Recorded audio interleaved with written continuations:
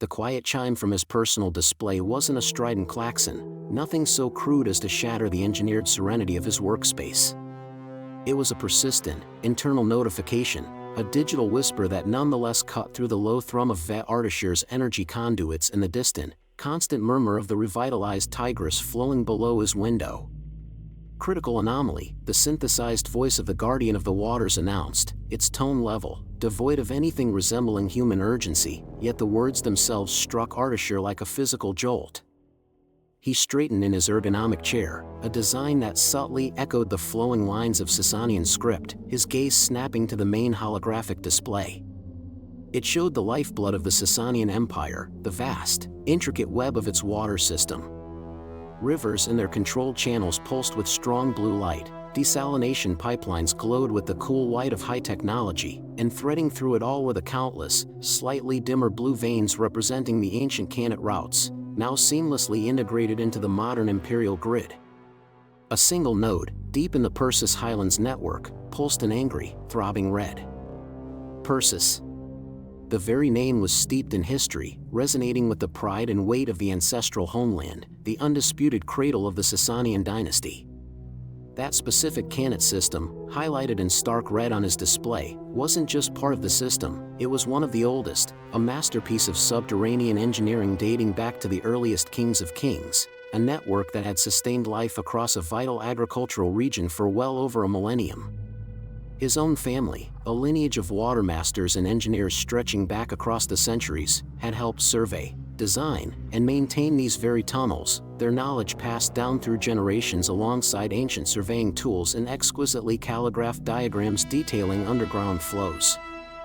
A framed, almost sacred, diagram of a Khanate cross-section, a piece of vellum depicting shafts and tunnels with meticulous detail, drawn by a many greats grandfather who had served Shahanshah Khosrow Anushirvan himself, hung opposite his sleek, advanced display, a constant, silent reminder of his lineage, his profound duty, and the unbroken connection between his work in the 21st century and the enduring strength of Iranshar, the land of the Aryans. Seeing that pulse of failure, that disruption of life itself, in such a place, felt like a deep, personal wound, a betrayal of his heritage. "Guardian, isolate the anomaly," he commanded, his voice carefully controlled, masking the prickle of unease that had begun to spread through him. "Display all associated sensor data. Initiate immediate cross-reference protocols with geological seismic reports for that region, and integrate recent Imperial Security Service regional activity logs." Is this a structural failure? The AI's processing speed was breathtaking, a digital echo of centuries of meticulous imperial administration and information gathering.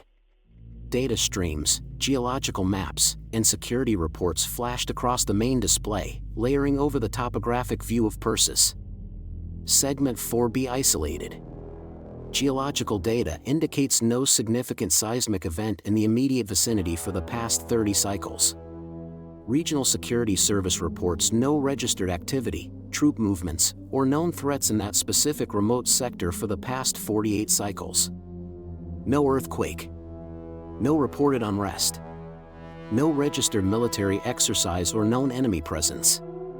Yet, a total, abrupt loss of flow and pressure in a section of rock that had held firm for over 1,000 years. Natural Khanate collapses, the slow, inevitable decay of ancient infrastructure, were almost always gradual processes, preceded by warning signs and flow rates and pressure drops that the Guardian was programmed to detect well in advance. This was sudden, absolute, localized to a small, defined segment of the tunnel. "Deploy automated inspection drones immediately," Artisher ordered, the professional protocols kicking in fully now, asserting control over the rising tide of personal disquiet. "Target the nearest accessible shafts to Segment 4B, prioritize high-resolution thermal and structural integrity scans of the subterranean environment. Notify regional ministry officials in Shiraz of a critical anomaly. Also, alert Imperial Security Service Command, flag this incident as a critical infrastructure failure of unknown nature, potentially external interference." As the system initiated the complex drone dispatch protocols, routing commands through orbiting satellites and regional communication towers, Artisher felt a profound shift within him. The precise, predictable world of hydroengineering, governed by the immutable laws of physics and the accumulated wisdom of centuries, was colliding head-on with the chaotic, unpredictable reality of human intent, of malice directed with chilling precision. His work, his life's dedication, was about order, about channeling nature's power, about ensuring the prosperity and stability of the realm through meticulous management of its most vital resource. This felt like a deliberate act of disruption, an act of druj, the lie and chaos, striking directly at the ordered flow of Asha, truth and cosmic order, embodied in the life-giving waters. Hours crawled by, each moment amplifying the tension in the quiet office. The city lights of Ardashir, normally a source of comfort and pride, began to twinkle against the deepening twilight like nervous stars. The drone feed, bouncing signal off high-altitude atmospheric relays and local ground repeaters, finally resolved onto his display, originating from the rugged, ancient landscape of the Persis Highlands. The initial external scans showed nothing immediately obvious around the suspected access points, just natural rock formations, scrub brush, the timeless, indifferent face of the land. But the subterranean sensors, penetrating the earth and stone, told a profoundly different, disturbing story. Thermal scans revealed unusual heat signatures clinging to the rock walls deep underground, concentrated precisely around the blockage point within the tunnel. It wasn't the ambient heat of the earth or the slight warmth of flowing water, it was the residual heat from intense, recent energy. Structural integrity scans showed a violent, recent rupture of the ancient tunnel lining, stone and packed earth blasted or cut away with force, entirely unlike the slow erosion of time or a natural cave-in. And then, the visual feed, a micro-drone, its powerful lights illuminating the darkness of the ancient access shaft, its infrared eye piercing the gloom. It showed clear traces of recent activity near the tunnel entrance far below the surface, disturbed earth inconsistent with routine maintenance, faint residual heat signatures on the cold stone walls, and impressions suggesting heavy, non-standard equipment had been used, equipment that did not match any ministry issue or known standard imperial survey gear. Analysis confirmed, Lord Engineer, the Guardian reported, its voice utterly without human inflection, simply stating the objective truth the sensors had revealed. Anomaly caused by external interference. Subterranean breach detected within Segment 4B tunnel structure. The disruption is highly localized, approximately 22.5 meters in length. The nature of the breach suggests targeted application of significant, non-conventional force. Sabotage. Targeted, precise, and sophisticated. Not a random act of vandalism, not a band of desperate rebels with shovels and picks. This required means, knowledge, and audacity that pointed to something far more dangerous. Who would dare attack the lifeblood of Persis, the very source that nourished the historical heartland? And with what kind of unholy technology? The implications were immense, rippling outward from that small red point on his map. Disrupting this particular canet wasn't just cutting off water to a few isolated villages, it directly impacted agriculture across a wide, fertile plain, threatening vital food supply chains that ultimately fed the burgeoning cities downstream, including Ardashir itself. It was a direct, undeniable challenge to the authority and capability of the Sasanian state, whose control over water management had been a cornerstone of its power and legitimacy since its very founding. This was no mere engineering problem, no technical glitch, it was a profound security crisis, a political statement made with devastating precision. He opened a secure, high-priority channel to Imperial Security Service Command in Ardashir. General Barham's face appeared on the display, sharp, impassive, lined by decades spent guarding the Empire from threats both internal and external, the eyes of a man who had seen the Empire's underbelly and understood the language of violence and betrayal. General Barham, Ardashir stated, his voice tight with controlled urgency. We have confirmed external interference in the Persis Canet network, Segment 4B. It is sabotage. Not a natural collapse, and not simple vandalism. The drone diagnostics indicate the use of advanced, non-conventional tools for the breach. Barham's usual sternness deepened into immediate, focused gravity. Sabotage? In the Persis heartland? With advanced tools? He leaned forward, his attention absolute, abandoning any pretense of routine. Lord Engineer, described the nature of this intrusion in full detail. Ardashir quickly relayed the forensic data from the drone feed, the highly localized nature of the breach, the intense residual heat signatures, the clear indication of equipment that did not belong to any ministry or standard imperial military or civilian inventory. The force applied was significant, general, powerful enough to rupture ancient stone and lining, but it was also highly controlled, surgical almost. It wasn't an explosion that would collapse a large section. Something cut or melted its way precisely through the rock and earth. Bahram absorbed this information, his mind visibly assembling potential scenarios. Controlled force, non-imperial equipment, in a remote, ancient Khanate segment known intimately only to those who have studied the old networks. This wasn't opportunism, Lord Engineer. This was planned, targeted. They knew this specific location, perhaps even knew that particular, less used access shaft offered a vulnerability. He paused, a new, unwelcome thought dawning in his sharp eyes. Did they just breach it? Damage it from the outside? Or did they gain entry? Ardashir's gut tightened, cold logic confirming the grim implication. The loss of flow is absolute, general. Complete blockage. The internal drone feed from the access shaft shows rubble from the breach, but also foreign objects deliberately placed to obstruct the tunnel beyond that point. They needed to get inside to place the blockage. A muscle twitched almost imperceptibly in Bahram's jaw. Inside the network. This complicates everything significantly. It implies a level of access, knowledge, and capability we did not anticipate. Someone with expertise not just in bypassing external security or breaching defenses, but in navigating the ancient Khanate system itself. Someone with a deep, perhaps inherited, understanding of its layout and its hidden paths. An internal element? The thought was chilling, a viper striking from within the sacred precinct. His family, the ministry, the generations of watermasters who had dedicated their lives to these systems, could one of them, or a group connected to them, be involved in such a profound act of betrayal? Could someone with access to the ancient, detailed knowledge, passed down through loyal service, be using it for such destructive ends? My rapid deployment Kashyyyk units are moving to secure the general perimeter around the identified access point, Bahram said, his voice harder now, the focus shifting entirely to the security implications. But the area is vast, rugged, and offers countless places to conceal movement. Finding traces after the fact is a monumental task. We need to know precisely what tools they used, how they got in and out undetected, and most critically, why this specific, seemingly non-critical segment was targeted. My forensics teams will rendezvous with your engineers at the site as soon as transport is available. This goes far beyond regional security concerns, Lord Engineer.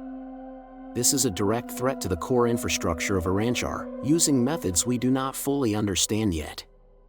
Looking out at the vibrant, enduring city of Ardashir, its towers piercing the twilight sky, Ardashir felt the immense weight of its history and his place within it. The Sasanian Empire stood strong in 2025, a monumental testament to its resilience, its sophisticated administration, its deep-rooted faith in Asha, its powerful military, and perhaps above all, its ancient, continuous mastery over the land's most vital resources. Control over water was power, stability, life itself, a truth understood by every Shahansha from Ardashir onwards.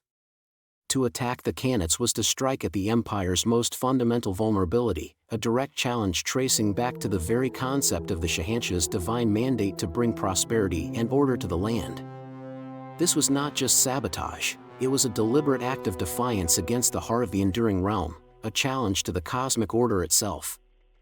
The question of who possessed such capability, such intimate knowledge of both ancient systems and cutting-edge technology, and such sheer, terrifying audacity, hung heavy in the air of his office. The game had fundamentally and irrevocably changed. The days that followed stretched into a tense, unyielding week.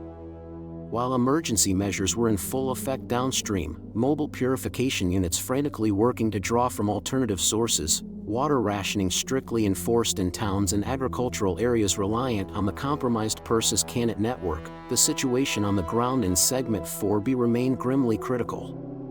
specialized engineering teams, equipped with portable life support systems to ensure breathable air in the ancient, deep tunnels, and sophisticated subterranean mapping gear, worked alongside Imperial security forensics personnel under the constant watch of the Kashid Guard.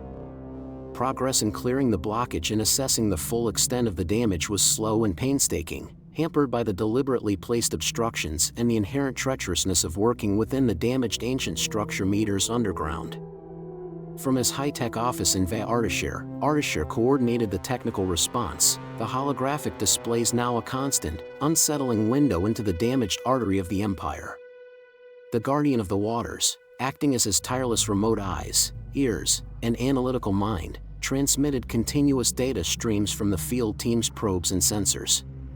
Laser scans built incredibly detailed 3D models of the breach, millimeter by millimeter. Atmospheric sensors detected trace chemicals.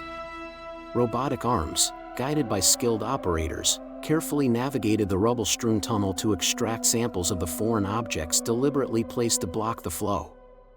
Analysis of the breach point confirms the use of a high-intensity directed energy tool. Lord Engineer, the Guardian reported, its synthesized voice devoid of any human fatigue or alarm, simply processing objective reality. It displayed a complex, jagged waveform pattern on the screen. The thermal shock characteristics, the precise cutting pattern, and residual energy traces are consistent with known operational parameters for the Kerman high-intensity excavation project prototypes. Ardashir felt a cold certainty settle in his gut.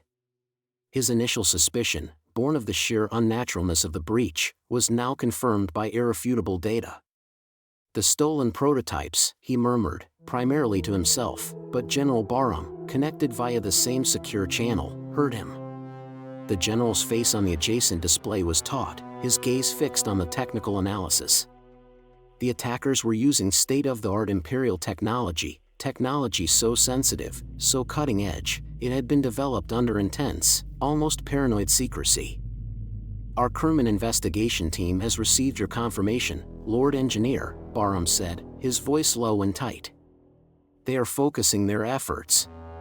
Every individual involved in that prototype project, engineers, technicians, Kashyyyk security detail, even administrative staff and external contractors, past and present, is now under intense scrutiny. Their financial records, communications, movements. The theft itself was executed with chilling precision, bypassed multiple layers of electronic and physical security without tripping a single high-level alarm. Points definitively to intimate knowledge of the facility and its procedures. Someone on the inside facilitated it. Someone with intimate knowledge of the Kerman facility's security protocols and technical specifications. Ardashir connected the terrifying dots, his mind, the engineer's mind, building a profile of the enemy not from motive but from capability, and knowledge of the Perse's Canet network, its layout, its vulnerabilities, that specific, remote access point's location and hidden nature. This adversary, or group, has access and influence across disparate, highly sensitive parts of the Empire's most critical infrastructure and security apparatus. A very specific, and very troubling, convergence of treachery and expertise, Barham agreed, a grim note entering his voice. It implies either a level of collusion across ministries and security branches that is unprecedented, or a single entity or group with agents embedded at multiple, deep levels of the system. The complexity of the attack, the resources required, suggests the latter is far more likely, and infinitely more dangerous. Then came the analysis of the foreign objects, the tangled mass of composite netting in the dense, non-metallic spheres and shapes deliberately placed to create the impenetrable blockage inside the tunnel. The Guardian's report was stark, its objective findings painting a picture of alien materials. Core material analysis complete. Primary composition, an alloy of iron, carbon, and several rare earth elements. Crystalline structure unique. No match found in extensive Imperial materials database, historical records, or international trade manifests cross-referenced over the past 50 cycles. Outer casing, advanced composite polymer with ceramic reinforcement. Matches casing materials used in Kerman prototypes, but the specific material sourcing for this volume and composition is unaccounted for within standard Imperial supply chains or known black market routes. An unknown alloy. This wasn't just stolen imperial technology used for how to breach the tunnel, it was potentially stolen or acquired materials that seemed to originate from entirely outside the Empire's documented resources, outside its known sphere of influence or control. That pointed to either a state actor with access to unique, advanced material science and resources, or a highly sophisticated, clandestine organization operating with capabilities far beyond what Imperial intelligence had accounted for. General, Artisher said, a cold dread spreading through him, deeper than the chill of the simulated Canet tunnel on his display. This alloy, if it's not in our databases, or any we can access, it points to a source we don't know. A rival state with significantly more advanced material science than we believed? Or perhaps something else entirely. Barham finished, his eyes distant, focused on possibilities that lay beyond the conventional threats they were trained to face. Something operating beyond known borders and conventional means of detection. The implications were staggering, expanding like a dark cloud over the gleaming city outside. The enemy wasn't just disaffected locals using basic tools, or a neighboring rival testing defenses with conventional means. They were sophisticated, incredibly resourceful, and possessed capabilities the Empire couldn't fully account for. And they had used these capabilities to strike at the most symbolic and vital infrastructure in the Empire's historical heartland. Artisher pulled up the topographical map of Persis again, focusing intensely on Segment 4B and the surrounding geological formations. He knew the historical diagrams, the ancient texts, the family lore intimately. This specific section of the Canet was unusual for a reason. It ran deeper than surrounding sections, curving around a natural geological formation hinted at in hushed tones by old watermasters, not just for its depth, but for something else. A place where the water flowed close to secrets buried deep beneath the earth, secrets older than the Sasanian Empire itself. He remembered fragments from his family's private archives, old tales often deemed folklore by modern engineers focused on hydraulics and flow rates, mentions of guardian stones and listening points near this segment, places where the earth was said to be thin between the tunnel and something ancient hidden below. General, Artisher began, a new, chilling line of inquiry forming based on forgotten knowledge. The location itself. Segment 4B. It's not the most critical junction for maximizing downstream flow volume, not where I would hit if I wanted purely to cause the greatest immediate disruption to irrigation.